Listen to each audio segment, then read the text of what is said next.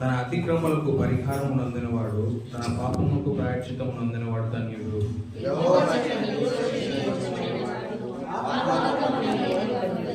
నేను మౌనినై ఉండగా దినమంతియు నేను చేసిన నా ఆత్మధ్వని వలన నా ఎముకలు క్షీణించినవి.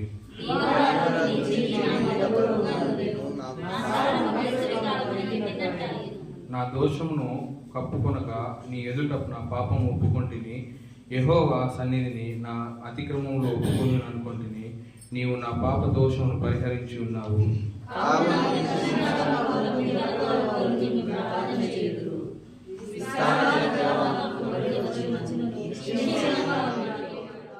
మహాపరిశుద్ధుడైన మా ప్రియ పరలోకపు తండ్రి, నీ పాదాలకు స్తుతులు, స్తోత్రాలు, వందనాలు నాయన. దేవా నా తండ్రి, గడిచిన వారమంతా కాచి కాపాడి నాయన, నీ కృపలో భద్రపరిచి నాయన, ఈ రీతిగా నాయన మేము స్తుతించుటకు మహిమపరచుటకు నాయన నీ కృప మా అందరికీ దయచేసినందుకు వందనాలు నాయన. ఈ దినాన నా తండ్రి మమ్మల్ని అందరినీ సజీవు లెక్కలో ఉంచి నాయన నీ సన్నిధిలో నిలబడుటకు నాయన మీరు ఇచ్చిన కృపను బట్టి వందనాలు, స్తోత్రం నాయన. ఈ దినాన్ని చూడని వారు ఎంతో మంది ఉంటున్నారు స్వామి. నా తండ్రి మా హృదయాలు ఎంత దూరంగా ఉన్నా నా తండ్రి నాయన మమ్మల్ని కనికరించి క్షమించి నా తండ్రి నాయన మాకు ప్రాణభిక్ష పెట్టిన నా తండ్రి నీకే వందనాలు, స్తోత్రాలు నాయన. నువ్వు చేసిన మేలుకు నాయన మేమేమిచ్చి నీ రుణం తీర్చుకోగలము నాయన. ఎల్లవేళలా నా తండ్రి నీకు కృతజ్ఞత తెలిపే బిడ్డలుగా ఉండుటకు నాయన నీ కృప మాకు దయచేయి నాయన. దేవునికి మహిమ కలుగుగాక. ఇప్పుడు వచ్చిన దేవుని బిడ్డలందరికీ నా హృదయపూర్వకమైన ధన్యవాదాలు తెలియజేస్తున్నాను. దేవుని యొక్క అనాది సంకల్పం గురించి ఆయన ప్రేమలో వాళ్ళందరినీ కూడా దాచి ఉంచుకొని ఈ రోజు వరకు కూడా మనకు సత్య లెక్కలు వచ్చి ఇటువంటి చక్కని దేవుని యొక్క సత్య ప్రత్యక్ష ప్రారంభించడానికి దేవుడు మనకు కృప చూపెట్టాడు. దీన్ని బట్టి దేవునామాన్ని స్తుతిస్తూ ఉంటున్నాను. హల్లెలూయా, హల్లెలూయా. ఇలాగా చదువుకున్నటువంటి వాక్య భాగంలో దేవుడు తమకు జనులుగా కలిగినటువంటి వారు ఎంతో ధన్యులు అని దేవుని యొక్క వాక్యం మనకు తెలియపరుస్తోంది. మనము నమ్మినటువంటి దేవుడు, ఆ దేవుడిని మనం కలిగి ఉన్నాము కాబట్టి మనం నిజంగానే ధన్యులం. మరి ఆ దేవుని యొక్క సన్నిధానమును మనం అనుభవించడానికి, ఆ దేవుని యొక్క ప్రత్యక్షతలో మనము బ్రతకడానికి, మనం జీవించినంత కాలం కూడా మనము దేవుని ఎదుట నమ్మకంగా కృతజ్ఞతగా జీవించేటువంటి బిడ్డలుగా మనం జీవించాలి. ఎందుకంటే చాలామంది యొక్క వ్యక్తిగత జీవితాలలో కృతజ్ఞత అనేటువంటిది దేవుని పట్ల చూపించగా దేవునికి దూరస్తులైనటువంటి పరిస్థితులు కూడా చాలామంది జీవితాల్లో మనం గమనిస్తూ ఉంటున్నాం. అయితే దేవుని యందు నిజముగా కృతజ్ఞత కలిగి జీవిస్తే మనము అనుక్షణం కూడా దేవునితో సహవాసం చేయడానికి మనం ఇష్టపడేటువంటి ఆ మంచి గొప్ప మనస్సును దేవుడు మనకు ఇవ్వగలుగుతాడు. హల్లెలూయా, హల్లెలూయా. ఈ రోజున రిపబ్లిక్ డే అంటే మనకు పూర్తి స్వాతంత్రం వచ్చినటువంటి దినం. ఎందరో మహానుభావులు మన దేశం కోసం పోరాడి ఎన్నో సత్యాగ్రహాలు చేసి మనం ఈ రోజున ఇటువంటి స్వేచ్ఛ స్వతంత్రంగా ఉన్నామనంటే వారు చేసినటువంటి ప్రయాస, వారు పడినటువంటి మాటలు, కష్టాలు, ఎంతోమంది మరణించి కూడా ఉన్నారు మన దేశం కోసం. మరి వారందరూ చేసినటువంటి త్యాగఫలాన్ని బట్టి మన దేశం ఈ రోజున ఇంత చక్కగా ఒక స్వతంత్ర దేశంగా మార్చబడటానికి అవకాశం కలిగారు. అయితే దానికంటే ఉన్నతమైనటువంటి వారు మన దేవుడు. ఆయన ప్రపంచంలో చెదిరి ఉన్న ప్రతి మనుషుని, ఈ లోకంలోని అధికారములన్నీ కూడా ఆయన యొక్క చేతి పనులే అని దేవుని యొక్క వాక్యం సెలవిస్తుంది. అందుకే ఆయనను కలిగినటువంటి జనులు మనమందరం కూడా ఎవరి ఉన్నామంటే ధన్యులము అని దేవుని వాక్యం ద్వారా మనం గ్రహిస్తూ ఉంటున్నాం. కనుక ఈ రీతిగా వాక్యంలో పత్రికలు మనం గమనిస్తే మనం సుఖముగాను నెమ్మదిగాను బాధ్యతతో బ్రతకాలి అంటే మనం ఎవరెవరి కోసం ప్రార్థించాలి? ప్రజల కోసము, రాజుల కొరకు, అధికారుల కొరకు మనందరం కూడా ప్రార్థన చేసేటువంటి వారు ఉంటే మనం ఎలా బ్రతుకుతాము? నెమ్మదిగాను సుఖముగాను బ్రతకగలుగుతాం. మనం సర్వసాధారణంగా ఆలోచించేటువంటి మనం నెమ్మదిగా ఉండాలి, సుఖంగా ఉండాలి అనుకుంటాం. కానీ దానికి ముందు దేవుడు చెప్పిన మాట ఏంటంటే వీళ్ళందరి కోసం మీరు ప్రార్థిస్తే అప్పుడు మనము నెమ్మదిగా బ్రతుకుతాము, సుఖంగా బ్రతుకుతాము అని దేవుడు మనకు ముందుగానే ఒక కండిషన్ పెట్టాడు. దానిని మనం చేస్తే మన కుటుంబమైన, మన యొక్క వ్యక్తిగత జీవితంలో నెమ్మదిగా సుఖముగా బ్రతికేటువంటి ఆ పరిస్థితులను దేవుడు తీసుకుని రాగలుగుతాడు. హల్లెలూయా. మాకు రెండు చేతులు ఎత్తి గంభీరంగా చెప్తాం హల్లెలూయా, హల్లెలూయా. ఈరోజు ఇంకా ఏమో చాలా మంది రాలేకపోతున్నారు పాపం. చాలా మంది పిల్లలు స్కూల్కి వెళ్ళి ఉంటారు, వెళ్ళి వాళ్ళ తల్లిదండ్రులు తీసుకురావాలేమో తెలియదు. హల్లెలూయా, హల్లెలూయా. ఈ రోజున ఈ యొక్క 2025వ సంవత్సరంలో ప్రవేశించినటువంటి మనం నూతన సంవత్సరంలో దేవుడు మనందరినీ కూడా ప్రవేశింపజేసి నూతనమైనటువంటి దీవెనల కొరకు ఆశీర్వాదాల కొరకు మనం అందరూ కూడా ఎదురు చూస్తూ ఉంటాం. అయితే వీటన్నిటినీ పొందుకోవడం కంటే దేవుని యొక్క బిడ్డలుగా మనం చేయాల్సినటువంటి కార్యాలు 3 విషయాల గురించి ఈరోజు మనం ధ్యానం చేస్తున్నాం. మొట్టమొదటిది, గడిచిపోయినటువంటి దినములలో మన యొక్క పాత జీవితాన్ని విడిచిపెట్టేయాలి. ఆ పాత బ్రతుకు నుండి మనకు సంపూర్ణమైనటువంటి విడుదల రావాలి. రెండవదిగా మనం గమనించినట్లయితే కొత్త జీవితాన్ని మనం ధరించుకొని ఈ నూతన సంవత్సరంలో నూతనంగా మనం బ్రతకాలి. మూడవది ఏమిటి అని మనం గమనిస్తే మనతో పాటు ఉన్నటువంటి దేవుని యొక్క పరిశుద్ధాత్మను మనము దుఃఖపరచకూడదు అనేటువంటి ఈ 3 అంశాలను బట్టి ఈ రోజున మనం ధ్యానం చేసుకోవడానికి పరిశుద్ధాత్మ దేవుడు మనకు సహాయం చేయాలి. చూడండి, పరిశుద్ధ గ్రంథం నుండి ఎఫెసీయులకు రాసిన పత్రిక 4వ అధ్యాయం 17వ వచనం నుండి 21వ వచనం వరకు ఉన్నటువంటి విషయాలు మనం గమనిస్తున్నప్పుడు ఈ వాక్య భాగంలో మనకు కనిపించేటువంటి పాత జీవితాన్ని విడిచిపెట్టమని దేవుడు మనల్ని హెచ్చరిస్తున్నటువంటి ఒక ప్రశస్తమైనటువంటి మాటలు మనకు కనిపిస్తూ ఉన్నాయి.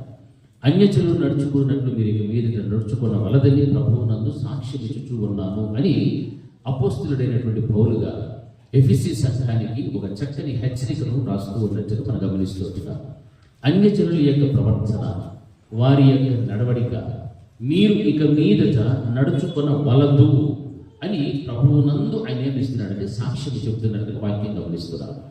అన్యజనుల యొక్క పరిస్థితులు మనం గమనిస్తున్నప్పుడు వారు దేవునికి దూరస్తులుగాను, దేవునికి విరోధులుగాను, వ్యతిరేకులుగాను, దేవుని యొక్క మాటలను కైగొననటువంటి వారుగాను, దేవునికి దుఃఖపెట్టినటువంటి వారుగాను, దేవుని ప్రజలను, దేవుని యొక్క సేవకులను హింసించేటువంటి హింసకులుగాను, దూషకులుగాను కనిపిస్తున్నారు. అయితే హెచ్చరిక ఏమి వస్తున్నది ఇక్కడంటే ఎఫెసీ సంఘానికి చక్కగా ఆయన మాట్లాడుతున్న మాట, అన్యజనులు నడుచుకున్నట్లు మీరిక మీదట నడుచుకున్న వలదు అని ప్రభువునందు నేను సాక్ష్యం ఇచ్చుతూ ఉన్నాను అని అంటే మన యొక్క వ్యక్తిగత జీవితాల్లో పాత జీవితం, పాత సంవత్సరములలో మనం ఏ రీతిగా బ్రతికి ఉన్నామో దానిని దేవుడు మనకు ఒకసారి మళ్ళీ జ్ఞాపకం చేస్తున్నాడు. మనల్ని హెచ్చరించడానికి ఆయన ఇష్టపడుతున్నటువంటి దేవుడిగా కనిపిస్తున్నాడు. ఒకవేళ మనం అన్యజనుల వలె ఒకవేళ జీవించి ఉంటే ఈ నూతన సంవత్సరంలో అడుగు పెట్టినప్పుడు ఆ జీవితము జీవించకూడదని దేవుని యొక్క వాక్యం ద్వారా హెచ్చరింపబడుతున్నాము. మనం నూతన సంవత్సరంలో అడుగుపెట్టిన తర్వాత నూతనమైనటువంటి పనులు మనం ప్రారంభిస్తాము, నూతనమైన ఆశీర్వాదాల కోసం ఎదురు చూస్తాము, నూతనంగా మనం అన్ని కూడా క్రొత్తదిగా ఉండాలి అనేటువంటి ఉద్దేశాలు, ఆలోచనలు మన జీవితంలోకి వస్తాయి. అది సర్వసాధారణంగా ప్రతి మనుషుడు కూడా ఆశించేటువంటిది. అయితే వాక్యం ఏమంటుందంటే పాత జీవితాన్ని నీవు విడిచిపెట్టాలి. ఆ పాత జీవితమును విడిచిపెట్టకుండా కొత్త సంవత్సరంలోనికి వచ్చినప్పుడు కొత్త జీవితముతో పాటు పాతది కూడా నీవు దాన్ని ఆగపెట్టుకొని జీవిస్తే దానివల్ల ప్రయోజనం లేదు. అందుకే దేవుడు హెచ్చరిస్తున్న మాట, మీరు ఇక మీదట నడుచుకొన వలదని ప్రభువునందు నేనేం చెప్తున్నానంటే సాక్ష్యం ఇచ్చుచూ ఉన్నాను అనేటువంటి మాట మనం చాలా జాగ్రత్తగా గమనించాలి. ఇక మీదట ఇంతవరకు చేసినటువంటి కార్యాలు చాలు. ఇంతవరకు మీలో ఉన్నటువంటి అపవిత్రత, అపవిత్రమైన మాటలు, అపవిత్రమైన మనస్సు, కల్మషముతో కూడినటువంటి చెడు సహవాసాలు, చెడు జీవితం, చెడు బ్రతుకు, ఇవన్నీ కూడా ఇక మీదట ఏం చేయకూడదంటే చెయ్యవలదు అని ప్రభువునందు ఆయన ఏం చెప్తాడంటే సాక్ష్యం ఇస్తూ ఉన్నారు. ఓ ఎఫెసీ సంఘమా, నీవు ఈ విధంగా జీవించకూడదు, అన్యజనుల వలె నీవు బ్రతకకూడదు. దేవుడు నిన్ను కరుణించి నీ మీద కటాక్షం వచ్చి దయ చూపెట్టి ప్రేమ చూపెట్టి మరలా ఒక సంవత్సరంలో నీకు దయాకిరీటంగా ధరింప చేసినందుకు గాను నీవు అన్యజనుల వలె జీవించక ఇక మీదట నీవు ఎలా బ్రతకాలి అంటే చాలా చక్కగా నీవు బ్రతకాలి. ఒక పరిశుద్ధమైన జీవితంలో నీవు నడవాలి. నూతన సంవత్సరంలో వచ్చామని ఎంత ఆశ అయితే, ఎంత సంతోషాన్ని నువ్వు కలిగి జీవించావో నీ బ్రతుకు కూడా ఎలా ఉండాలి అంటే నూతనత్వాన్ని ధరించుకోవాలి. నూతనమైనటువంటి కార్యాలు నీ జీవితంలో దేవుడు చూడాలి. నూతనమైనటువంటి క్రియలు నీ ద్వారా దేవుడు ఆశిస్తూ ఉన్నాడు. ఆ విధమైనటువంటి నూతనత్వము లేనటువంటి జీవితము ఉండకూడదని ప్రభువునందు ఆయన ఏం చెప్తున్నాడంటే సాక్ష్యం ఇచ్చుతూ ఉన్నాడు. ఒకవేళ అన్యజనుల వలె నీవు పోలి వల్ల నడుచుకుంటూ ఉంటే, అన్యులతో పాటు ఏమాత్రం కూడా తీసుకుని బ్రతుకు నీలో ఉంటే అది విడిచిపెట్టేయాలని దేవుడు చెప్తున్నాడు. ఇక మీదట హల్లెలూయా హల్లెలూయా ఏమంటున్నాడు? ఇక మీదట మీరు అన్ని జనుల వలె ఉండకూడదు, నడుచుకున్న వలదని ఆయన గట్టిగా సాక్ష్యం ఇస్తున్నాడంటే, చాలా మంది వ్యక్తిగత జీవితాల్లో ఎన్నో బలహీనతలు ఉన్నాయి, ఎన్నో లోపాలు ఉన్నాయి, ఎన్నో పనికిరానటువంటి మాటలు ఉన్నాయి, పనికిరాని చేష్టలు ఉన్నాయి, పనికిరానటువంటి క్రియలు ఉన్నాయి, ఆలోచనలు తలంపులు ఎన్నో ఉన్నాయి, ఉద్దేశాలు ఎన్నో ఉన్నాయి. ఈ పనికిరానటువంటి వాటిని గడిచిన సంవత్సరమే ఏం చేసేసి ఉండాలా? విడిచిపెట్టేయాలి. హల్లెలూయా. ఒకవేళ విడిచిపెట్టుకున్న నూతన సంవత్సరం అడుగు పెట్టితే ఈ రోజైనా సరే దాన్ని ఏం చేయాలా? విడిచిపెట్టేయాలి. హల్లెలూయా. దానిని విడిచిపెడితేనే దేవుని మాటను నువ్వేం చేస్తున్నట్టు? గైకుంటూ ఉన్నట్టు దాని అర్థం. హల్లెలూయా. నువ్వు దేవుని మందిరానికి వచ్చావు, దేవుని సన్నిధిలో పాటలు పాడావు, స్తుతించావు, వాక్యం విన్నావు, అన్ని చేసావు, ప్రార్థన చేసావు, అన్ని చేస్తున్నావు.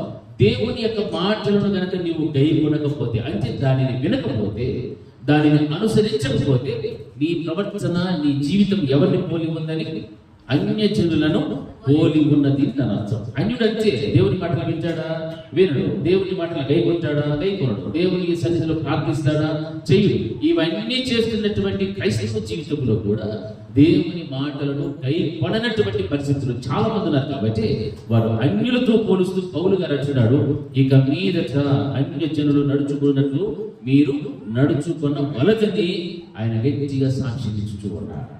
గడిచిపోయినటువంటి దినములే బాగున్నాయి అని అనుకొని, గడిచిపోయిన దినములలో చేసిన పాపములు, బలహీనతలే బాగున్నాయి, అవిటితోనే మనం కంటిన్యూ అయిపోదాము, దాన్ని మనం చేసుకుంటా ఉండిపోదాము అని అనుకుంటేమో దేవుని యొక్క వాక్యమునకు, దేవునికి నీవేమైపోయినట్లు విరోధముగా పాపము చేస్తున్నటువంటి వ్యక్తివి. హల్లెలూయా హల్లెలూయా.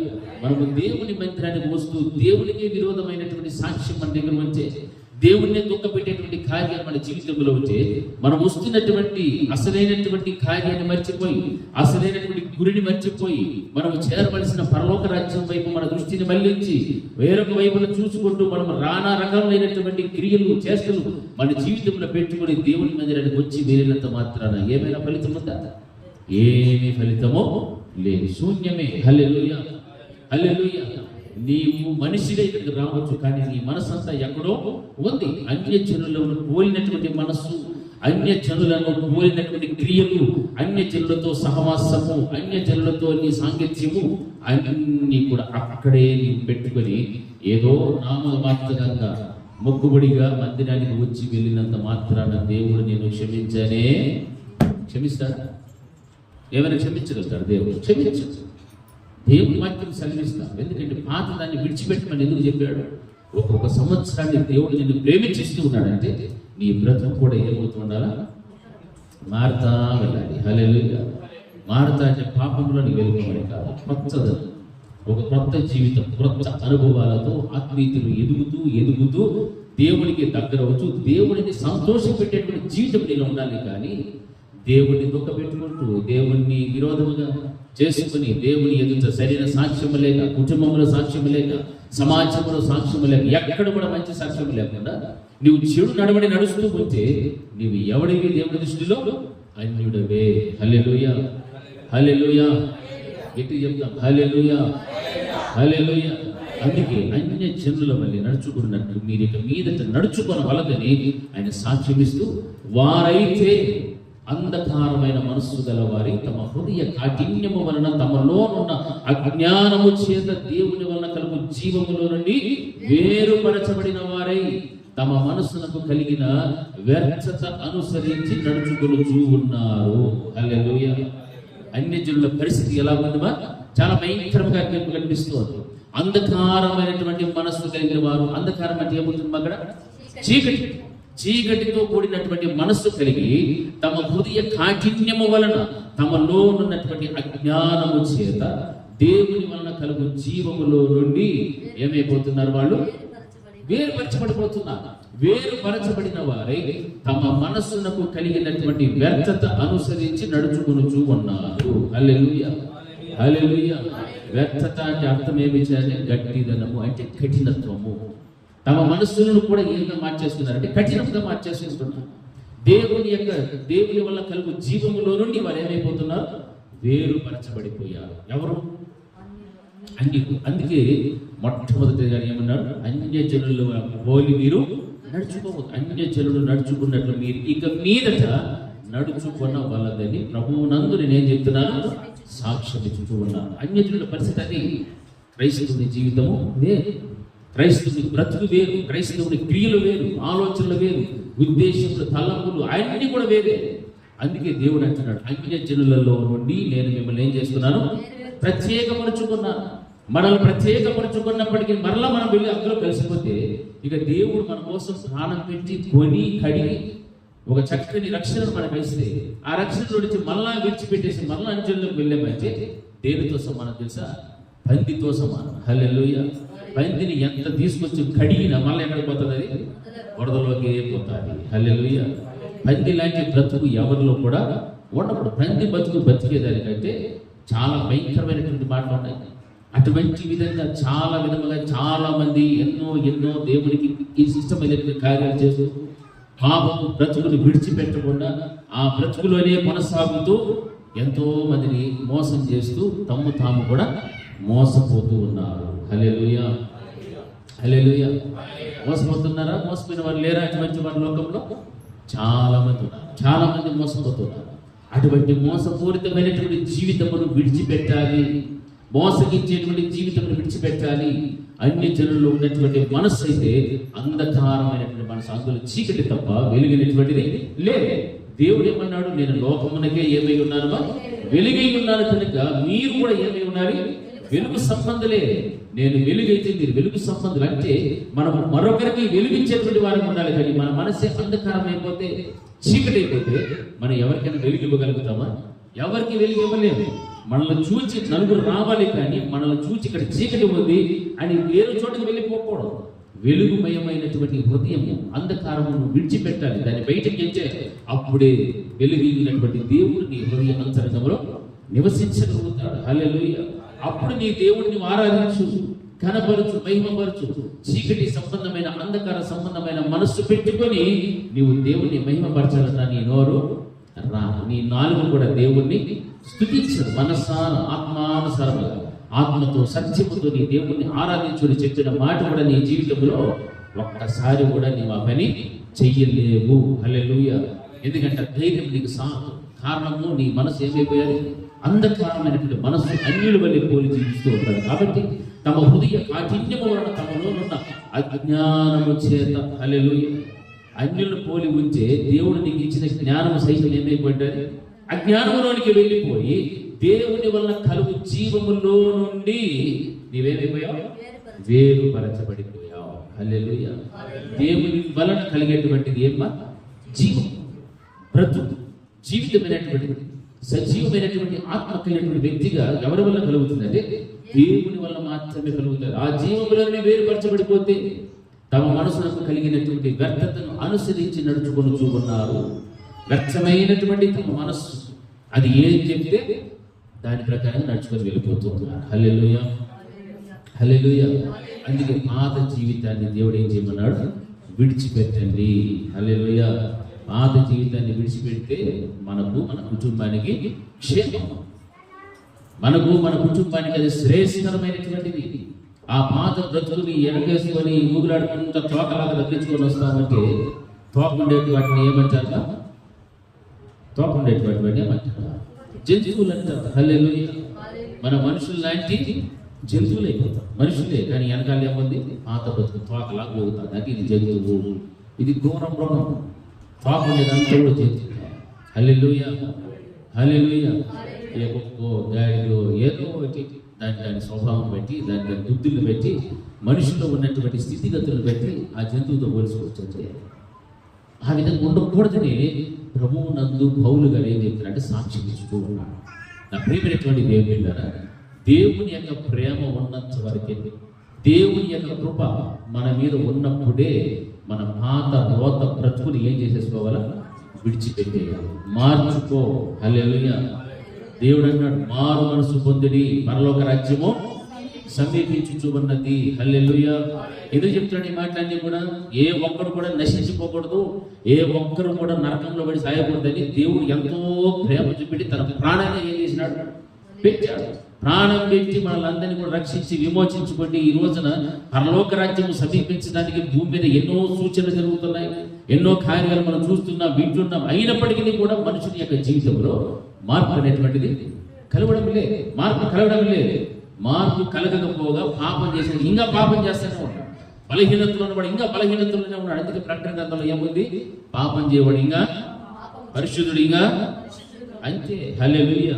ఆయన ఎప్పుడు వస్తాడో తెలియదు, అప్పుడు తెలుస్తుంది కథ, అసలేదు కథ. హల్లెలూయా. హల్లెలూయా. ఇంకా వారిని గురించి ఏమంటే సార్, వారు సిగ్గు లేని వారి ఉండి నానా విధమైన అపవిత్రతను అత్యాశతో జరిగించుటకు తమ్మును తామే కామకత్వమునకు అప్పగించుకొనిది. హల్లెలూయా. హల్లెలూయా. ఏంటి చెప్పాలి? హల్లెలూయా. హల్లెలూయా. వారు ఏం లేదు మా వాళ్ళకి సిగ్గు లేదు. సిగ్గు లేని వారి నుండి నానా విధమైన అపవిత్రతను ఎలాగమా? ఏ ఆశ? అది అత్యాశతో జరిగించుటకు తమ్మును తామే కామకత్వమునకు అప్పగించుకునేది. హల్లెలూయా. చూసానికి ఎంత భయంకరంగా ఉంది వాళ్ళ పరిస్థితి. మరి దేవుని నమ్మిన బిడ్డల్లో కూడా అటువంటి పరిస్థితి ఉండాలా వద్దా? ఉండాలన్నా ఉండకూడదా? నా ప్రశ్న మీకు సరిగ్గా అర్థం కాల. ఉండొచ్చా ఉండకూడదా? ఉండకూడదనే వాళ్ళు ఎంతమంది? ధైర్యంగా అంటారా? నా మాటలు మీకు అర్థమైపోతుంది. సిగ్గు లేని వారు, మిమ్మల్ని కాదు అన్నిల గురించి చెప్తున్నారు, సిగ్గు లేని వారి నుండి నానా విధమైన అపవిత్రతను అత్యాశతో. ఎట్లా ఆశ? అది మనకు బిర్యానీ అంటే ఎట్లా ఉంటుంది? మరి ఆశ అత్యాశ ఉంటుంది. బిర్యానీ అంటే నాకేమో అత్యాశ, మీకు ఓన్లీ ఆశ. హల్లెలూయా. నాకు నేను చెప్పుకుంటే మాత్రం మానవుకుంటాను, మీకు మీరు మాత్రం ఏం చెప్పరు. వారు పాపమును నానా విధమైన అపవిత్రతను దేంతో చెప్పుకోవాల్సినంటే అత్యాశతో జరిగించుటకు తమ్మును తామే దేనికి అప్పగించుకుంటున్నారు? కామకత్వమునకు అప్పగించుకుని. ఎవరు మీరందరూ? అన్యజనులు. హల్లెలూయా. హల్లెలూయా. మరి క్రైస్తవ సమాజంలో ఇటువంటి కార్యాలు ఉండొచ్చునా ఉండకూడదా? ఇప్పుడు చెప్పండి, ఉండొచ్చా ఉండకూడదా? మాకు గట్టిగా చెప్పాలి. ఉండొచ్చా ఉండకూడదా? కుర్చీల్లో వాళ్ళు ఉండొచ్చా ఉండకూడదా? ఉండకూడదు. హల్లెలూయా. గట్టిగా హల్లెలూయా. హల్లెలూయా చెప్పినప్పుడు అంతా రెండు చేతులు చెప్పాలి దయచేసి, నా మాట వినండి. హల్లెలూయా. అటువంటి కార్యాలు వారిలో ఉన్నాయి. అందుకే పౌలు గారు ఎఫెసీ సంఘానికి ఏం రాస్తున్నాడు? అన్యజనులు నడుచుకున్నట్లు మీరు ఇక మీదట నడుచుకొనవలదు. హల్లెలూయా. ఇది ప్రేమతో ఒక మంచి హెచ్చరిక చెప్తూ ఉన్నాడు. ప్రేమ హెచ్చరిక చేస్తూ ఉన్నాడు. అన్యజనులు పోలి నడిస్తే ఇవన్నీ కూడా, వాళ్ళని ఎవరైతే పోలి నడుస్తున్నా వాటిలో ఇవన్నీ కూడా ఉన్నాయి అని అర్థం. హల్లెలూయా. దేవుని వలన కలుగు జీవముల నుండి వేరుపరచబడిపోతే తమ మనసులకు కలిగినటువంటి వ్యర్థతను అనుసరించి నడుచుకునేటువంటి వాళ్ళు సిగ్గు లేకుండా నానా విధమైన అపవిత్రతను అత్యాశతో జరిగించుకుంటూ తమ్మును తామే కామకత్వం ఏం చేసుకుంటున్నవారు? అప్పగించుకుంటున్నటువంటి వారు.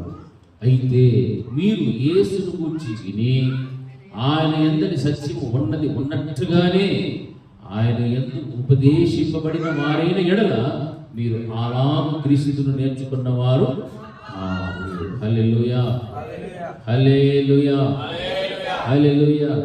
మనము యేసుక్రీస్తు ప్రభుల వారి మాటలు వింటే గైకుంటే ఆయన యందు సత్యము ఉన్నది ఉన్నట్టుగానే ఆయన యందు ఉపదేశింపబడిన వారైనట్లయితేనే మీరు ఆ విధంగా చేసినటువంటి వారు కాదని వాక్యం ద్వారా మనం హెచ్చరించబడుతుంది.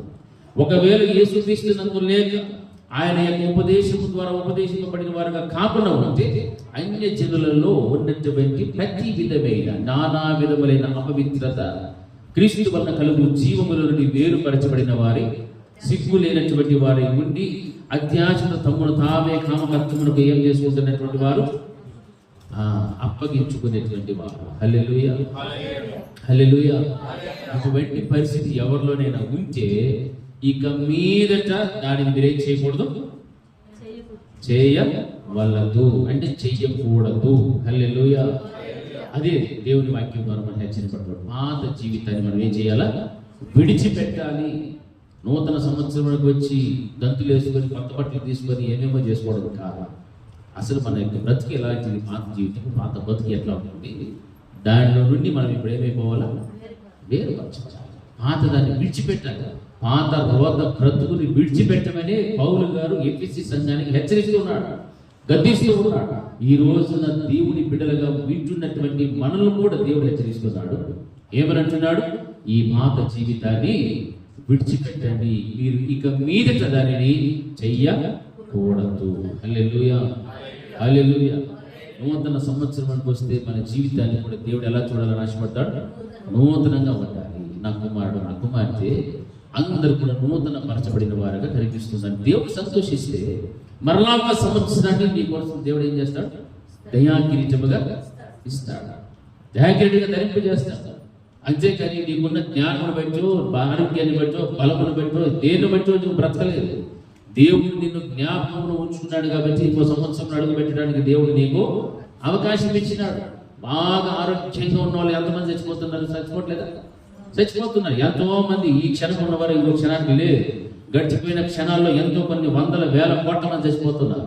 కానీ దేవుడు ఇంకా నీవు సజీవుడిగా, సజీవురాలుగా పెట్టాడంటే ఇంకా నీవు బ్రతుకు మార్చుకుంటావేమో, ఆయన బిడ్డగా మారుతావేమో అని దేవుడు ఒక అవకాశం ఇస్తూ ఉన్నాడు.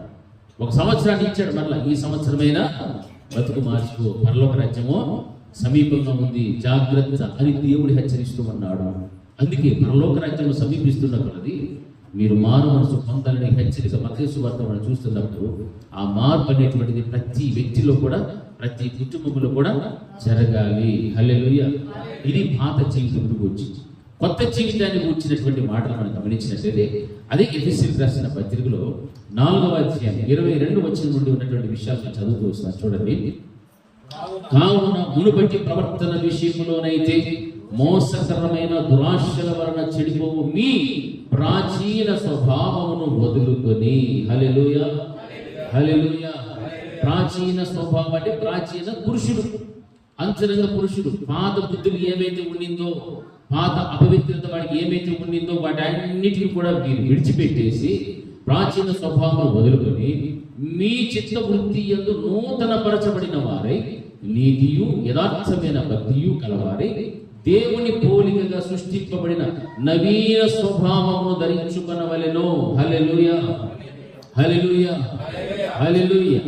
మీ చిత్త వృత్తి యందు నూతన పరచబడిన వారై నీతియు యథార్థమైన భక్తియు గలవారై అని అంటున్నాడు. ఎందుకు ఈ మాటలు మనం హెచ్చరిస్తున్నాడు? దేవుడు ఎటువంటి వాడు?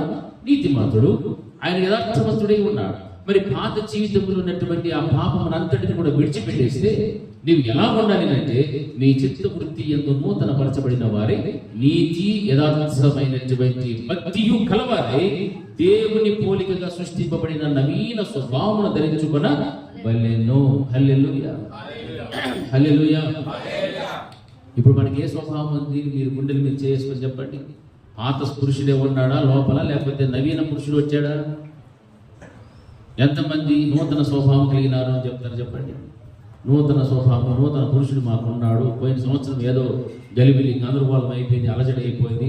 ఈ సంవత్సరంలో మేము నూతన జీవితాన్ని ప్రారంభించాం. ధైర్యంగా చెప్పలేము, కొంతమంది ధైర్యంగా చేసేస్తారు. హల్లెలూయా, హల్లెలూయా చెప్పచ్చు. హల్లెలూయా, హల్లెలూయా. మరి దేవుని వాక్యం ఏం సెలవిస్తా ఉంది? మీ చిత్త వృత్తి యందు నూతన పరచబడిన వారై నీతియు యథార్థమైన భక్తియు గలవారై దేవుని పోలికగా సృష్టింపబడిన నవీన స్వభావమును ధరించుకొనవలెను. హల్లెలూయా. మనమందరం కూడా ఎవరి పోలికలు ఉన్నామో? దేవుని పోలికలేనా? మన పోలికలు చూసుకొని ఒకసారి దేవుడు ఉన్నాడా లేదా? ఉన్నాడు, కనిపిస్తాడా దేవుడు? మరి వాక్యం ఏం చెప్తోంది? దేవుని పోలికన సృష్టింపబడినటువంటి నవీన స్వభావమును ధరించుకోవాలి. మన పైకి ఎలాంటి రూపం ధరించినా లోపల ఎవరి రూపం ఉండాలా? ఎవరి రూపము? నవీన స్వభావము అంటే నవీన కొత్త పురుషుడు మనకు లోపల కనపడాలి. ఎవరికి? దేవునికి కనిపించాలి. హల్లెలూయా, హల్లెలూయా. ఎందుకంటే ఈ పై స్వరూపము చాలా మోసకరమైనటువంటిది. అందము, మోసము, వ్యర్థత. ఈ అందము, ఈ సౌందర్యాన్ని బట్టి చాలా మంది నాశనంలో వెళ్ళిపోతారు, నశించిపోతున్నారు. అతిశయం వస్తుంది, గర్వం వస్తుంది. నాకు మించిన వాళ్ళే లేదు అనుకోరు. అందుకే దేవుడు దాన్ని పక్కన పెట్టారు. తుచ్చనీయంగా చేసేసారు, మట్టితో చేసేసారు. అది మరలా ఎక్కడికి పోతుంది? అది మట్టికి పోవాలి, కానీ పరలోకానికి వెళ్ళే ఛాన్సే లేదు. రక్త మాంసములు పరలోక రాజ్యమును స్వతంత్రించుకున్న నేరమని దేవుడు చెప్పాడు. కానీ దేవుని రాజ్యంలో వెళ్ళేది ఆత్మ, అంతరంగ పురుషుడు. అందుకే నవీన స్వభావం అంటే నవీన పురుషుడు, కొత్తదనముతో ఉన్నటువంటి పురుషుడే ఏమై ఉండాలని చెప్తున్నాడంటే దేవుని పోలికగా సృష్టింపబడిన నవీన స్వభావమును ధరించుకొనవలెను. నీతి యథార్థమైన భక్తియు గలవారై దేవుని పోలికగా సృష్టింపబడిన నవీన స్వభావమును ధరించుకోమంటున్నాడు దేవుడు. నా ప్రియమైనటువంటి దేవుని బిడ్డలారా, దేవుని యొక్క మాటలను నీవు గైకొంటే, దేవుని వాక్యమును నీవు భయపడితే, వాక్యానుసరంగా బ్రతకాలని ఇష్టపడితే, నీలో ఉన్నటువంటి పాత స్వభావం అంతా కూడా ఏమైపోతుంది? విడిచిపెట్టేస్తావు. అది పోవాలి, బయటకు వెళ్ళిపోవాలి. అది పోనంత వరకు నీ బ్రతుకులో దేవుని కార్యాలు ఒక్కటి కూడా జరగవు. హల్లెలూయా, హల్లెలూయా. మనం అనుకోవచ్చు, ఎంతో ప్రయాసపడుతున్నాం, ఎంతో కష్టపడుతున్నాం, రక్తం వల్ల చెమట కారుతా ఉంది, అయినా ఫలితము రాలేదే అని మనం అనుకోవచ్చు. కానీ బ్రతుకు మారినంత వరకు దేవుని యొక్క అద్భుత కార్యాలు కూడా జరగవు. ఇది జ్ఞాపకం పెట్టుకోవాలి. ఎవరు జ్ఞాపకం పెట్టుకోవాల్సింది? మనమే. హల్లెలూయా. క్రైస్తవుడి జీవితంలో కార్యాలు జరగలేదంటే మన బ్రతుకు బాగలేదు అని అర్థం. అడుగుతాం దేవుని, ఓ ప్రభువా, ఓ నాయనా. అందుకే నా మాటలు గైకొనకుండా నువ్వు ప్రభువా అని పిలుచుట ఎందుకు అని దేవుని వాక్యం ప్రశ్నించలేదమ్మా? ప్రశ్నిస్తుంది. నా మాటలు నువ్వు గైకొను. ఫస్ట్ మొదట నా మాటలు అంగీకరించు, నా మాటల ప్రకారం బ్రతుకు. అప్పుడు నన్ను పిలువు, నేను పలుకుతా. అప్పుడు నీకు సమాధానం ఇస్తా, నీకు జవాబులు ఇస్తాను. అంతేకాని బ్రతుకు మారకుండా ప్రభువా అని నన్ను పిలుచుట ఎందుకు? ప్రభువా అని పిలుచు ప్రతివాడు పరలోక రాజ్యాల్లో కూడా చేరడానికి దేవుడు ఖచ్చితంగా స్పష్టంగా చెప్తా ఉంటే చాలా మంది భ్రమలో ఉన్నారు. ఎందుకంటే దేవుని వలన కలుగు జీవములో నుండి వీరు ఏమైపోయినటువంటి వాళ్ళు వేరుపరచబడి అన్యజనులను పోలినటువంటి జీవితాన్ని జీవిస్తూ ఉన్నారు. కాబట్టి హల్లెలూయా. అన్యజనుల వల్లే బ్రతికితే అన్యులాగే బ్రతకాల్సింది, అన్యులాగా చచ్చిపోవాల్సింది. అంతే. అన్యుడు లాంటి బ్రతుకు వద్దు అని దేవుడు చెప్తుంటే పాత జీవితం అది వదిలిపెట్టి దాన్ని విసర్జించి విడిచిపెట్టే, అదొక పీడ కళ అనుకో, విడిచిపెట్టే కొత్త జీవితం, నవీన స్వభావం ధరించుకో. క్రీస్తును పోలినటువంటి విధంగా సృష్టింపబడినటువంటి నీవు నూతన స్వభావం ధరించుకో. అప్పుడే దేవుని యొక్క దీవెన అనేటువంటిది నీ మీదికి వస్తారు. ఆ తర్వాత అంటున్నాడు, మనము ఒకరికొకరము అవయవములై ఉన్నాము కనుక మీరు అబద్ధమాడుతాము అని ప్రతి వాడును తన పొరుగు వారితో సత్యమే మాట్లాడవలెను. హల్లెలూయా, హల్లెలూయా. అంటే ఇక్కడ మనలో ఇంకోటి ఎత్తు చూపిస్తున్నాడు. ఏమని? మనలో ఏముండకూడదని? అబద్ధములు ఉండకూడదు. హల్లెలూయా. ఎందుకు? మనం అందరము కూడా ఒకరి ఎడల ఒకరు ఏమై ఉన్నామని? అవయవములై ఉన్నాము. హల్లెలూయా, హల్లెలూయా. ఈ చేతిలో 100 రూపాయలు పెట్టుకుని ఈ చేతిలో 50 మంది నీ చేతిలో అవుతుందా? మనం అందరం కూడా అవయవములై ఉన్నాం ఒకరి ఎడల ఒకరు. వాక్యం చెప్తాంది. అలాంటప్పుడు నీ పొరుగు వారితో కూడా నీ అబద్ధములు చెప్పద్దు. అబద్ధములు చెప్పకుండా ఏమంటున్నాడంటే, ఒకరికొకరము అవయవములై ఉన్నాము కనుక మీరు అబద్ధమాడటం మాని ప్రతి వాడును తన పొరుగు వానితో ఏం చెప్పాలా? సత్యమే మాట్లాడవలెను. హల్లెలూయా. సత్యం మాట్లాడాలా? అబద్ధాలు మాట్లాడుకోవాలా? ఎంతమంది సత్యాలు మాట్లాడతారు? చాలా మంది సత్యం మాట్లాడలేరు. ఎందుకంటే ఏదో ఒకటి వాగేసి కావాలి. వాగేసి వచ్చేస్తే అప్పుడు తగ ఏమొస్తుందా? ఏమొస్తుంది? అగ్గి తగ మండుతుంటే ఆ మంటలకి మనం ఏం చేస్తామో సరే. ఇది ఉండొచ్చా బతుకు?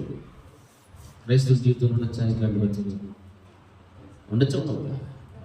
ఉండకూడదు. హల్లెలూయా, హల్లెలూయా. ఇటు చెప్పాలి హల్లెలూయా. అది వద్దు, అది పాత బతుకు. అబద్ధములు ఆడకూడదు. వాక్యం చెప్తుంది మనం ఒకరికి ఒకరు ఏమై ఉన్నాము, అవయవములే ఉన్నాము. అవయవములే ఉన్నప్పుడు మనం సత్యమే మాట్లాడాలి, కానీ అబద్ధములు మాట్లాడకూడదని వాక్యం ద్వారా మనం హెచ్చరింపబడుతున్నాం. ఇవన్నీ కూడా పాత జీవితము కొత్త జీవితానికి వ్యత్యాసాలు దేవుడు చూపెడుతున్నాడు. మొదట పాత జీవితంలో ఎన్నో విషయాలు దేవుడు మాట్లాడాడు. కొత్త జీవితంలోకి వచ్చిన తర్వాత మన చిత్త వృత్తి ఎందు నూతన పరచబడినటువంటి వారమై నీతియు యథార్థమైన భక్తి కలిగినటువంటి వారంగా ఉంటూ దేవుని పోలికగా సృష్టింపబడిన నవీన స్వభావం మనం ఏం చేసుకోవాలా, ధరించుకోవాలి. హల్లెలూయా, హల్లెలూయా. కొత్త సంవత్సరంలో మనం కొత్త బట్టలు కట్టుకుంటాము, కొత్తగా సెంట్లు కొట్టుకొని కొత్తగా మనం కనిపిస్తాం. అవునా? ఓకే, మంచిదే. కానీ లోపల అంతరంగ పురుషుని స్వభావం గురించి దేవుడు మాట్లాడుతున్నాడు. నీలో దేవుని చేత ఆయన పోలిక చొప్పున ఏమైనా సృష్టింపబడి ఉన్నావు. అయితే నవీన స్వభావము, కొత్త స్వభావం, కొత్త పురుషుడు నీలో ఉండాలి. ఆ పురుషుడిని ధరించుకో. అప్పుడు దేవుని మందిరానికి రా.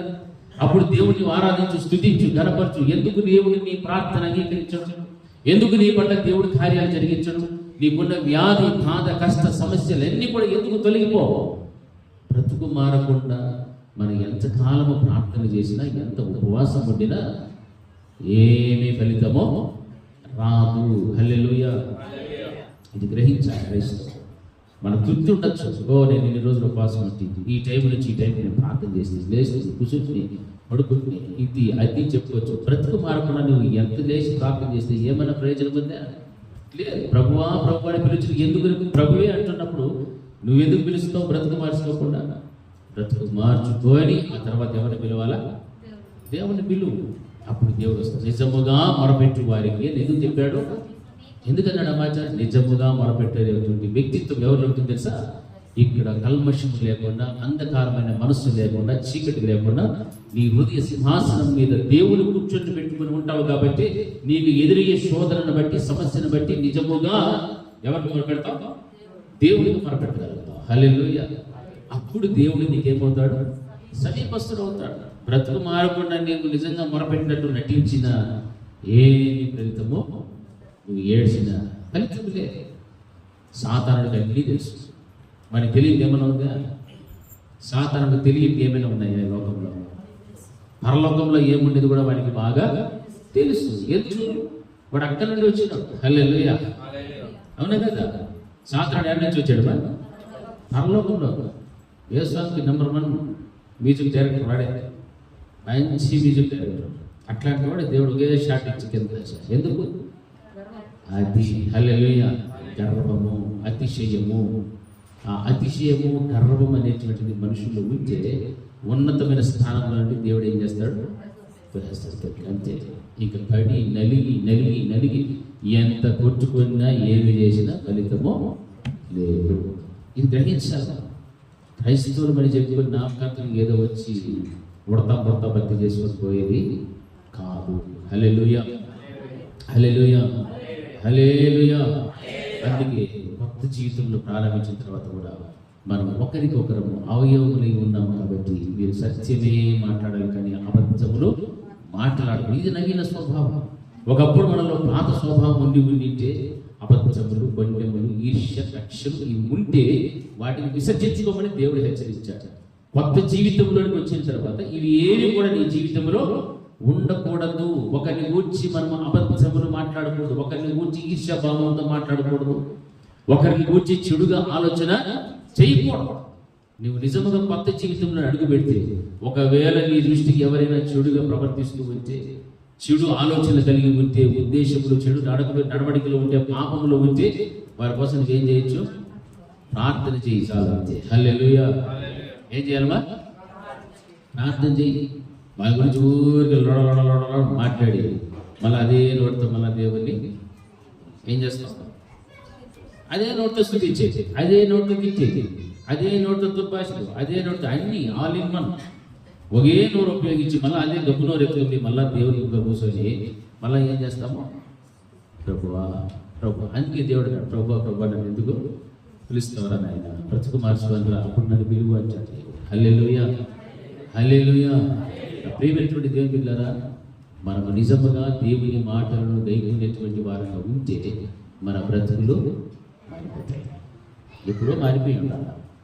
దేవుని మాటలను కైకొన లేదు అంటే దేవుడంటే ఏం లేదు, భయము లేదు. హల్లెలూయా. దేవుడంటే భయము లేదు కాబట్టి ఆయన మాటలు అంటే మనకు చాలా నిర్లక్ష్యం.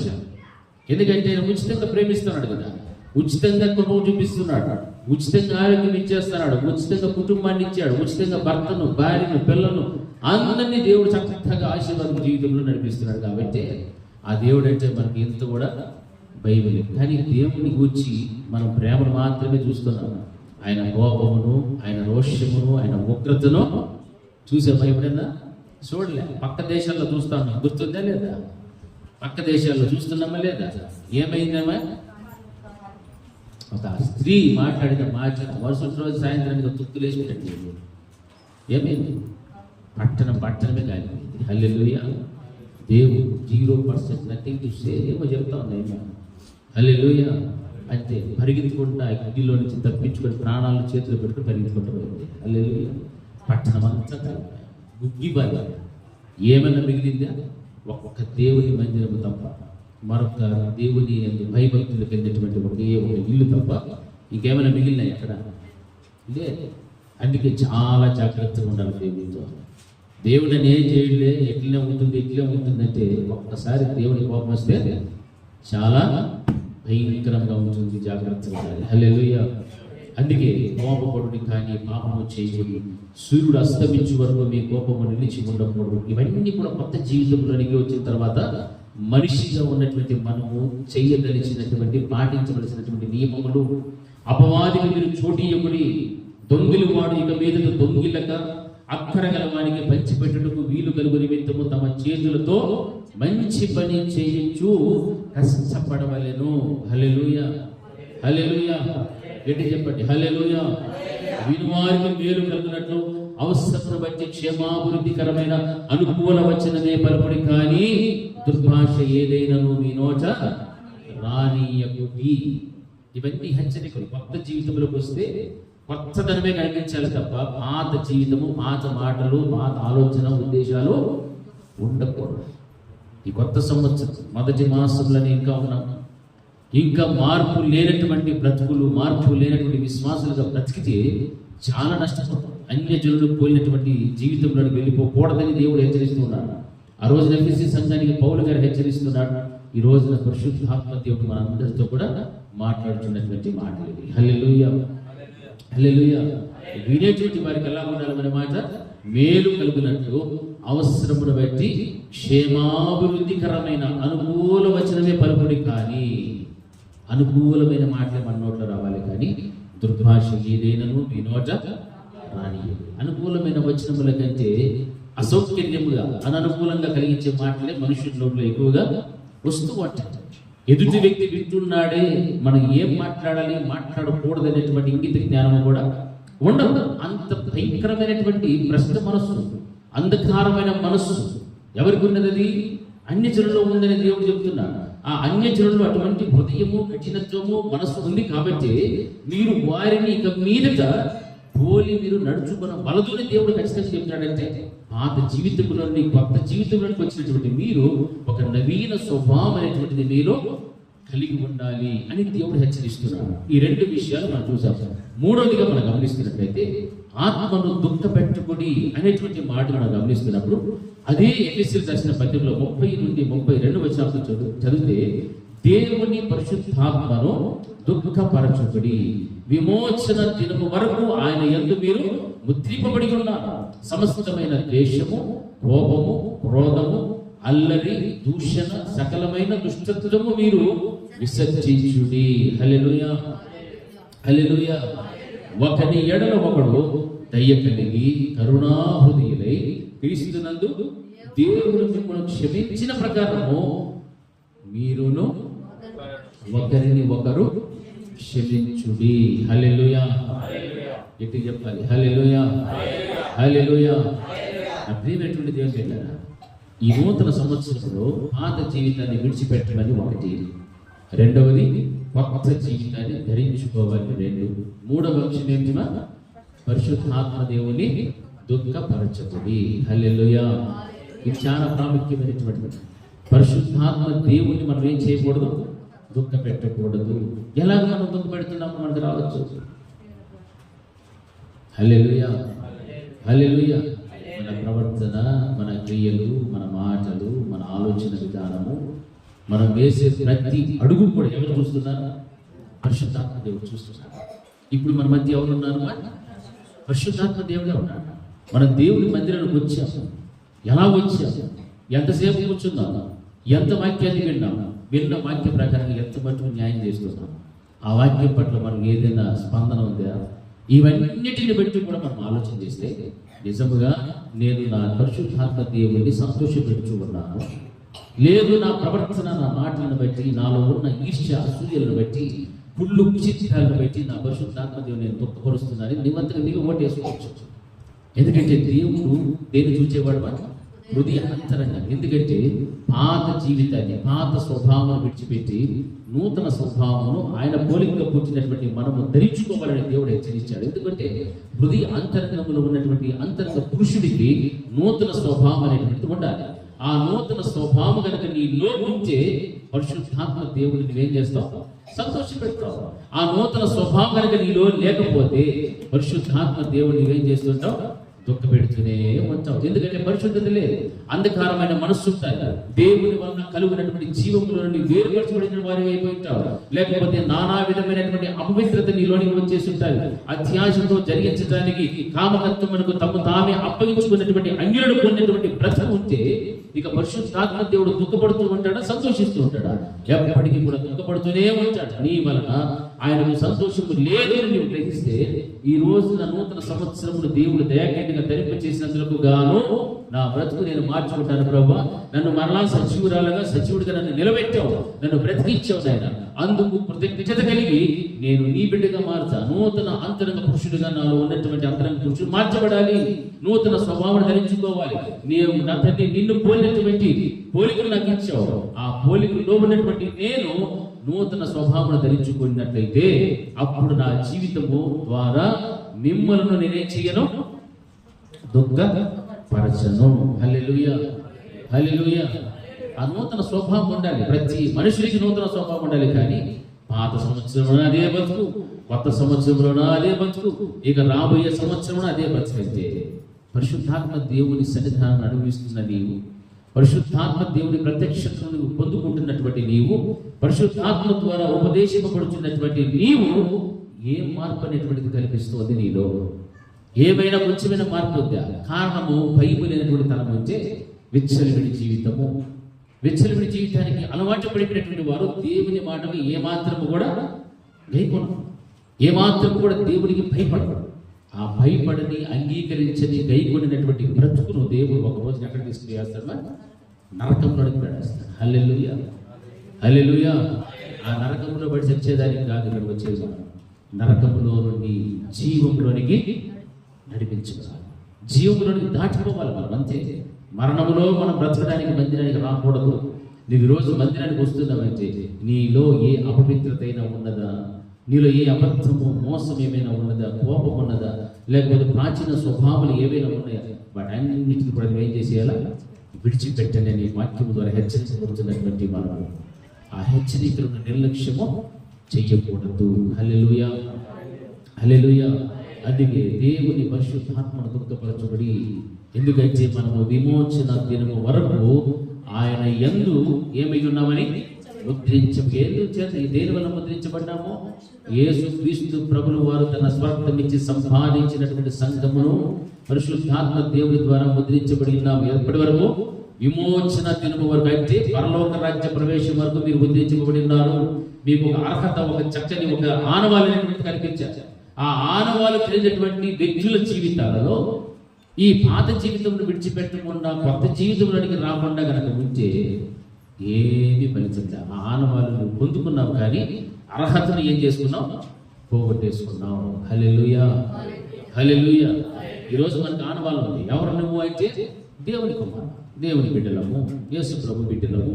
మేము మందిరానికి వెళ్తాము, చక్కగా చర్చిలో మేము చక్కగా దేవుని మహిమపరుస్తున్నాం, ఆరాధిస్తున్నాం. ఒక ఆనవాళ్ళు, ఒక గుర్తు ఉంది నీకు. అయితే ఆ గుర్తును కలిగినటువంటి నీవు ఆ ఆనవాళ్ళు ఎప్పటిదాకా ఉండాలంటే విమోచన దినము వరకు ఉండాలి. హల్లెలూయా. విమోచన దినం వరకు నువ్వు దాన్ని కాపాడుకుంటూ ఉంటే నీకంటూ ఒక అర్హత అనేటువంటిది వస్తుంది పరలోక రాజ్యంలో ప్రవేశించడానికి. ఆ ఆనవాళ్ళతోనే నువ్వు సరిపెట్టుకొని నామకార్థకు బ్రతుకు, అన్యులను పోలినటువంటి బ్రతుకులో నీవు ఉంటే ఆనవాళ్ళు మిగిలిపోయింది, కానీ ఆ యొక్క వెళ్ళటానికి అర్హత అనేటువంటిది పోయా. హల్లెలూయా, హల్లెలూయా. ఆనవాళ్ళు మాత్రము చాలా అర్హత కూడా కావాలా మనకు? చెప్పండి గట్టిగా, ఏం కావాలి మనం? ఆనవాళ్ళు ఉంటే చాలా, అర్హత కూడా కావాలా విమోచింపబడటానికి. విమోచన అంటే పరలోకంలోకి ప్రవేశించుకుంటే. హల్లెలూయా, హల్లెలూయా. గట్టిగా చెప్పాలి, హల్లెలూయా. ఆనవాళ్ళతో మిగిల్చుకునేస్తే పరలోకానికి వెళ్ళము. మనకేముండాలా? అర్హత కావాలి, యోగ్యత సంపాదించుకోవాలి. ఆ యోగ్యత రావడం కోసమే ఇన్ని మాటలు ఎఫెసీ సంఘానికి హెచ్చరిస్తూ ఉన్నాడు. పాత జీవితం ఇలాంటిది, అన్యుని బ్రతుకు ఇలాంటిది, కాబట్టి మీరు వాడిని పోలి నడుచుకోవద్దండి. కొత్త జీవితంలోకి రండి, కొత్త బ్రతుకు ఇది, కొత్త జీవితం ఇది. ఇలా ఉంటే పరిశుద్ధాత్మ దేవుడిని మీరు దుఃఖపరచదు. అలా ఉంటే దుఃఖపరుస్తారని రెండింటిని గురించి వ్యత్యాసాన్ని చూపెడుతూ ఎఫెసీ సంఘానికి రాసిన మాటలు ఈ రోజున మనతో కూడా మాట్లాడుతున్న మాటలే. హల్లెలూయా. ప్రియమైనటువంటి దేవుని బిడ్డలారా, చాలా చాలా జాగ్రత్తగా మనము అన్యులతో కలిసిపోయి వారు చేసే పనులు మనము చేసుకుంటాం. వారి సాంప్రదాయాలు, ఆలోచనలు, వారి నానా విధమైన అపవిత్రతతో కూడినటువంటి కార్యాల్లో మనము చేస్తూ వారికంటే భయంకరమైన పరిస్థితులు మనలో ఉంటే ఇక విమోచన దినము వరకు మనం ముద్రించబడినటువంటి మనము అక్కడ విమోచింపబడటానికి ఆ దినం వరకు ఉంటాం. అయితే అందులో ప్రవేశించడానికి, విమోచనలో ప్రవేశించడానికి యోగ్యతను కోల్పోకూడదు. హల్లెలూయా, హల్లెలూయా. ఇది గమనించాలి క్రైస్తవులు. ఎంత వాక్యాన్ని నీవు వినినా, ఎంతగా నీవు దేవుని యందు భయభక్తి చేస్తూ ఉంటావో దానిని బట్టి నీకు విమోచనలో నువ్వు అడుగు పెడతావు. కానీ సరైనటువంటి భయభక్తులు లేక, సరైనటువంటి విశ్వాసం లేక, పరిశుద్ధత లేక, రక్షణ లేక నామకార్థంగా మనం వచ్చి వెళ్తుంటే విమోచన అనేటువంటిది మనకు రాదు. హల్లెలూయా, హల్లెలూయా, హల్లెలూయా. ఇప్పుడు ఈ మాటలను బట్టి మనల్ని మనం ఏం చేసుకోవాలా? సరి చేసుకోవాలి, విమర్శించుకోవాలి. పాత బతుకు ఇలాంటిదినైనా కొత్త సంవత్సరం మళ్ళీ ఇచ్చిన ఈ కొత్త సంవత్సరంలో బ్రతుకును మార్చుకోవడానికి మరలా నీవు నీ వాక్యం ద్వారా నన్ను హెచ్చరించావు. ఇది మంచి అవకాశం ప్రభా అని నీవు ఎప్పుడైతే కన్నీరు కార్చి దేవుని ఏదో పశ్చాత్తాపడతావో పాతదంతా కూడా దేవుడు ఏం చేస్తాడు? కడిగేస్తాడు, పూర్తిగా కడిగేస్తాడు. హల్లెలూయా. కడగబడితే ఆయనను పోలినటువంటి నీవు నూతన స్వభావం ధరించుకున్న వ్యక్తివి. హల్లెలూయా. నూతన సృష్టిగా నీవు మార్చబడతావు. ఆ నూతన స్వభావం నీవు కలిగి ఉంటే పరిశుద్ధాత్మ దేవుని ఏం చేస్తూ ఉంటావు? సంతోషపెడుతున్నాడు. ఎందుకంటే వాక్యం అదే చెప్తారు, సమస్తమైన ద్వేషం, కోపం, క్రోధం, అల్లరి, దూషణ, సకలమైన దుష్టత్వము మీరు వాటిని ఏం చేయమంటున్నాడు? విసర్జించాలి. ఎందుకంటే పరిశుద్ధాత్మను దుఃఖపరిచే వాళ్ళు ఈ గుణాలు ఉంటాయి, ఈ గుణాలు ఉన్నాయి, ఈ లక్షణాలు ఉన్నాయి. అందుకే ద్వేషం. ఎంతమంది ఒకరినొకరు ద్వేషించుకోవడం లేదు?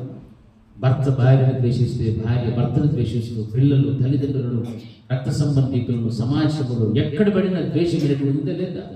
ఉంది. కారణం ఏమిటంటే అన్య జనులను మీరు ఏం చెబుతున్నారు? ఫాలో అవుతున్నారు. అన్య జనులను పోలి నడుచుకుంటున్నారు. కానీ వాక్యం ఏమంటుంది? అన్య జనులను ఇక మీదట మీరు పోలి నడుచుకొనవలదు. హల్లెలూయా. ఎందుకంటే మనం ప్రత్యేకించబడిన బిడ్డలము, దేవుని కుమారులు, కుమార్తెలు, విమోచన దినము వరకు ముద్రింపబడినటువంటి బిడ్డలము. ఆ విమోచనలో మనము పాలుపంపులు పొందాలంటే, ఆ విమోచన నీకు, నీ కుటుంబానికి రావాలి అంటే అంతము వరకు కూడా దేవుడు ఇచ్చినటువంటి రక్షణ నీవు కాపాడుకుంటూ ముందుకు వెళ్ళాలి. అంతేగాని మధ్యలో కొంచెం రోజు భక్తి, మళ్ళా కొంచెం రోజులు యుక్తి, రకరకాలైనటువంటి చేష్టలు, అలవాట్లు, నానా విధమైన అపవిత్రత అన్నీ కూడా లోపల పెట్టుకొని నువ్వు బ్రతికితే అది ఒక్కనాటికైనా పరిశుద్ధాత్మ దేవుడు సంతోషించే కార్యమా కాదు. అందుకే అటువంటి ద్వేషమైన, కోపమైన, క్రోధమైన, అల్లరైన, దూషణైన, సకలమైన దుష్టత్వము, ఇంకా 1, 2 కాదు, సకలమైన దుష్టత్వం అంటే అపవాదికి సంబంధించినటువంటి ఏ కార్యము నీలో ఉండినా వాటన్నిటిని కూడా ఏం చేయమంటున్నాడు పరిశుద్ధాత్మ దేవుడి రోజున? విసర్జించుడి. హల్లెలూయా, హల్లెలూయా. అది నీకు నీ కుటుంబానికి క్షేమము. హల్లెలూయా. అది చాలా శ్రేయస్కరం. దానిని విసర్జించకుండా పోతే దానంత భయంకరమైనటువంటి స్థితి మరొకటి ఉండదు. ఇది జ్ఞాపకం పెట్టుకోవాలి. కుటుంబంలో సంతోషము, సమాధానం, దేవుని యొక్క ఆదరణ, దీవెన, ఆశీర్వాదం ఉండాలంటే ఇటువంటివి ఏమైనా ఉంటే, పాత కోత బ్రతుకులు ఏమైనా ఉంటే వాటిని ఏం చేసుకోగలమా? విసర్జించు. ఇది దేవుడు నీతో మాట్లాడుతున్న మాట. ఇది ఎవరికో కాదు అనుకోవద్దండి. ఎవరికి అనుకోవాలి ఈ మాటలు? చెప్పండి ఒకసారి. ఎవరికి మాటలు? నాకే. హల్లెలూయా. ఎవరికి చాలా సౌండ్ రాలా చాలా మంది. ఎవరికి మాటలు? కుర్చీలో వాళ్ళు చెప్పండి. ఎవరికి మాటలు? ఆశీర్వాదం అన్నా ఎవరికి మాటలు? చెప్పాలా? హల్లెలూయా. గట్టి చెప్పాలి. హల్లెలూయా, హల్లెలూయా. నాకు అని అనుకుంటేనే బ్రతుకు మారుతుంది. నాకు పక్కవానికి అని అనుకుంటే నాకు కాదులే, పక్క వాళ్ళకి, నా ముందు అనుకునే వాళ్ళకి ఈ మాటలు వాళ్ళకి తెలుసు. వాళ్ళకి ఈరోజు వాక్యం అనుకోవద్దు. ఎవరికి మాటలు? చెప్పండి. ఎవరికి మాట? అది నాకు అని అనుకుంటేనే దేవుడు నీ పైన దయ చూపెడతాడు. దయ చూపెడితే ఇంకో సంవత్సరంలోనికి అడుగు పెట్టడానికి అవకాశం ఇస్తాడు. హల్లెలూయా. ప్రతి సంవత్సరం పుట్టినరోజు చేసుకుంటాము, ప్రతి సంవత్సరం కొత్త సంవత్సరం చేసుకుంటాము. ఇవన్నీ ఉచితంగా దేవుడు ఇస్తా ఉన్నాడు. పాత దాన్ని లాక్కొని ఎంతంటే మూట వేసుకొని వచ్చే దానివల్ల ఏమీ ఫలితం లేదు. ప్రయాసపడి భారం వచ్చిన సమస్త జిల్లారా రండి, నేను మీకు విశ్రాంతి ఇస్తాను. పాప భారాన్ని దించమంటున్నాడు దేవుడు. ఆ భారాన్ని దించేది, ఆ తర్వాత నేను మీకేమిస్తాను? విశ్రాంతి. ఈ పాత జీవితాన్ని విడిచిపెట్టి కొత్త జీవితంలో అడుగుపెట్టి నవీన స్వభావం ధరించుకుని పరిశుద్ధాత్మ దేవుడిని ఏం చేయాలి? దుఃఖపరచకుండా సంతోషపెట్టేటువంటి బిడ్డలుగా ఉండాలి. హల్లెలూయా. అందుకే ఒకని ఎడలో ఒకడు దయ కలిగి కరుణాహృదయులై క్రీస్తునందు దేవుడు మిమ్మును క్షమించిన ప్రకారము మీరును ఒకరినొకరు క్షమించుడి. హల్లెలూయా. నేను చెప్తాను, నాతో పాటు చదవండి ఈ మాటలు. ఒకని ఎడలో ఒకడు దయ కలిగి కరుణాహృదయులై క్రీస్తునందు దేవుడు మిమ్మును క్షమించిన ప్రకారము మీరును ఒకరినొకరు క్షమించుడి. హల్లెలూయా, హల్లెలూయా. ఈ క్షమాగుణం మనలోకి రావాలి. అప్పుడే మనం ఎవరినైతే ద్వేషించామో, ఎవరినైతే దూషించామో, ఎవరి మీదైతే కోపపడ్డామో, ఎవరినైతే అసహించుకుంటున్నామో ఉన్నప్పటికీ కూడా దేవుడు మనల్ని ఏం చేసినాడని క్షమించినాడు.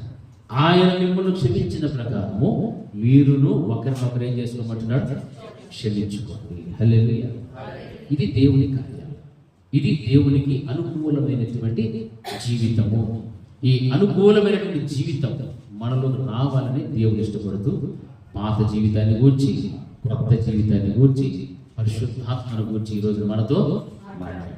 కాబట్టి మీరు ఇక మీదట ఎవరిని పోలి ఉండకూడదు. వారి గురించి కూడా విన్నాం కదా, ఎటువంటి భయంకరమైన బ్రతుకు వారిని. ఆ విధంగా వారిని పోలి నడిస్తే మనం కూడా వారితో పాటు సమానంగా ఉన్నామన్నారు. అది వద్దు అని దేవుడు మనల్ని ప్రేమతో హెచ్చరిస్తున్నాడు. ఈ హెచ్చరికను మనం తీసుకుంటే ఖచ్చితంగా దేవుని యొక్క కృపను పొందుకుంటాం. దయచేసి అందరూ కూడా మోకరించుకొని నిజముగా దేవునికి మొరపెడితే ఆయన మనకు సమీపిస్తాడు. మహోన్నతమైన మీ పవిత్రమైన నామములకు స్తోత్రం. ఈ మాటల ద్వారా ప్రభువా నన్ను మమ్మల్ని అందరినీ కూడా మీరు హెచ్చరించారు. మీ యొక్క మాటలను మీకు చేయలేదు. మా బాధ జీవితంలో మేము విసర్జించి స్వస్తి చెప్పగలుగుతాం ప్రభు. వినకపోతే దానితో పాటే మా జీవితం అంతా కొనసాగుతూనే ఉంటుంది. అందుకే ప్రభావ మీరు సెలవించిన మాట, మీరు ఇచ్చిన హెచ్చరికల ద్వారా పాత జీవితాన్ని విడిచిపెట్టి కొత్త జీవితాన్ని ధరించుకొని పరిశుద్ధాత్మ దేవుని సంతోషపెట్టాలని మీ వాక్యం ద్వారా మనం హెచ్చరించారు. ఆ విధమైనటువంటి గుణాలు కలిగినటువంటి విశ్వాసంగా మీరు అతని కుమారులుగా కుమార్తెలుగా బ్రతకటానికి మాకు సహాయం చేసి నడిపించారు. ఎంతో మంది బిడ్డలు కన్నీరు కాల్చారు, పశ్చాత్తాప హృదయంతో ప్రార్థించారు. ప్రతి హృదయ అంతరంగంలో కూడా మీరు ఎరిగినటువంటి దేవుడు బిడ్డలందరినీ కూడా మీరు కనికరించారు. వారి జీవితాల్లో ఈ గొప్ప మహిమ కలిగిన కార్యాలు జరిగించేసి ఈ నూతన సంవత్సరంలో నూతన స్వభావాలు కలిగినటువంటి బిడ్డలుగా మార్చమని ప్రార్థన చేస్తుంది. అపవాదైన సాతాను యొక్క ప్రమేయం ఏమాత్రం కూడా ఉండకూడదు ప్రభు. మనుషుని ప్రభావం ఏ ఒక్కరిలో కూడా ఉండకూడదు. మీ చిత్తం ప్రకారంగా మీకు లోబడి మీ మాత్రము దైవమైనటువంటి బిడ్డలుగా జీవించి సహాయం చేసి యేసు నామములో ప్రార్థించి వేడుకుంటున్నాము తండ్రి. ఆమేన్. నా ప్రాణమా యెహోవాను స్తుతించు, నా అంతరంగమున సమస్తమైన పరిశుద్ధ నామమును స్తుతించు. నా ప్రాణమా యెహోవాను స్తుతించు, ఆయన చేసిన ఉపకారములలో దేనిని మరొకడు. ఆమేన్. మన చైతన్య దేవుని ప్రేమ, కుమారుడైన యేసుక్రీస్తు యొక్క కృప, పరిశుద్ధాత్మని యొక్క అన్యోన్య సహవాసం ఇప్పుడు ఎల్లప్పుడూ నిత్య నిరంతరం సదాకాలం ఆయన కృపా సమాధానం మనకు మన కుటుంబములకు అనారోగ్యంతో నా బిడ్డలను తోడి నడిపించుగాక. ఆమేన్. అందరికీ వందనాలు.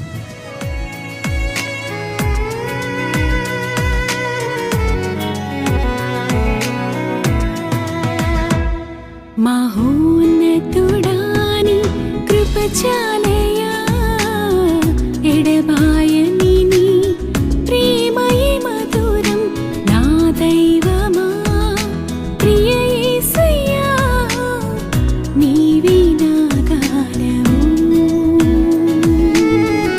నీవే నా గానము. మహోన్నతుడాని కృప చాలయా, ఎడబాయని నీ ప్రేమయే మధురం. నా దైవమా ప్రియ యేసయ్యా, నీవే నా గానము, నీవే నా గానము.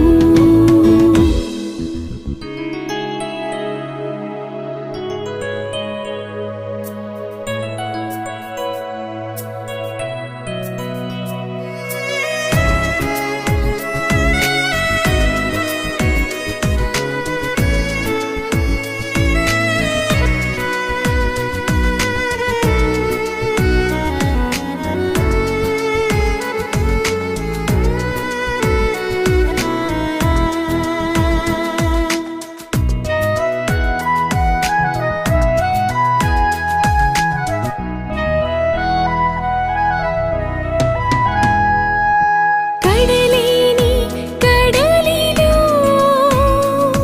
నిరాశ నిస్పృహలో, కడలేని కడలిలో నిరాశ నిస్పృహలో, అభయమునిచ్చితివి,